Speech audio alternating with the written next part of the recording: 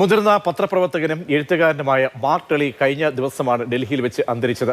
അദ്ദേഹവുമായുള്ള ബന്ധവും അനുഭവങ്ങളും ഓർത്തെടുക്കുകയാണ് മാതൃഭൂമി ദിനപത്രത്തിന്റെ ഡൽഹി ബ്യൂറോ ചീഫ് മനോജ് മേനോൻ.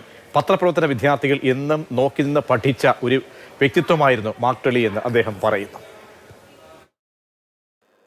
2018 ആദ്യമായി മാതൃഭൂമി ഡൽഹി ബ്യൂറോ ചീഫ് മനോജ് മേനോൻ ഒരു അഭിമുഖത്തിന് വേണ്ടി മാർക്ക് ടെളിയെ സമീപിക്കുന്നത്. വാരാന്ത്യ പതിപ്പിന് വേണ്ടി രാഷ്ട്രീയവും സാമൂഹ്യ സേവനവും വ്യക്തിജീവിതവും ഒക്കെയായിരുന്നു വിഷയം. കൃത്യസമയത്ത് തന്നെ അദ്ദേഹം ഇന്റർവ്യൂവിന് തയ്യാറാവുകയും നമ്മൾ വീട്ടിലെത്തുമ്പോൾ വളരെ ആതിഥ്യ സൗഹൃദത്തിൻ്റെ കരങ്ങൾ നീട്ടി നമ്മളെ സ്വാഗതം ചെയ്യുകയൊക്കെ ചെയ്തു. മാതൃഭൂമി വാരാന്ത്യ പതിപ്പിൻ്റെ കവർ സ്റ്റോറിയായിട്ട് പ്രസിദ്ധീകരിക്കുകയും ചെയ്തു. അതിൻ്റെ കോപ്പി കണ്ടപ്പോഴും അദ്ദേഹം വളരെയധികം സന്തുഷ്ടനായിരുന്നു. BBC ഡൽഹി ബ്യൂറോ ചീഫായിരുന്ന മാർക്ക് ടെളി ഇന്ത്യക്കാരേക്കാൾ ഇന്ത്യൻ എന്നായിരുന്നു സുഹൃത്തുക്കൾക്കിടയിൽ അറിയപ്പെട്ടത്.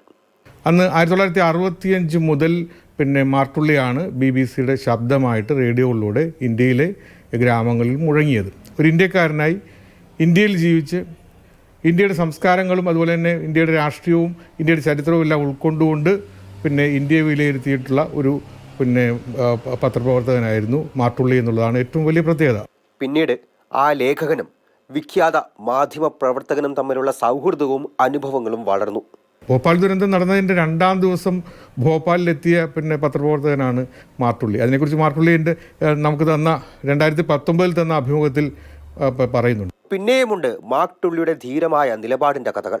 ഇന്ദിരാഗാന്ധിയുടെ വധം നടക്കുന്ന സമയം ഇന്ത്യയിൽ ആദ്യമായിട്ട് BBC ആണ് ഇന്ദിരാഗാന്ധിയുടെ വധം ലോകത്തോട് പറയുന്നത് എന്നുള്ള ശ്രദ്ധേയമാണ്. അന്ന് വൈകിട്ട് വരെ ദൂരദർശനും ആകാശവാണിയും ഈ വാർത്ത പുറത്തുവിട്ടിരുന്നില്ല. കാരണം എന്തെങ്കിലും പ്രശ്നങ്ങൾ ഉണ്ടാകുമോ.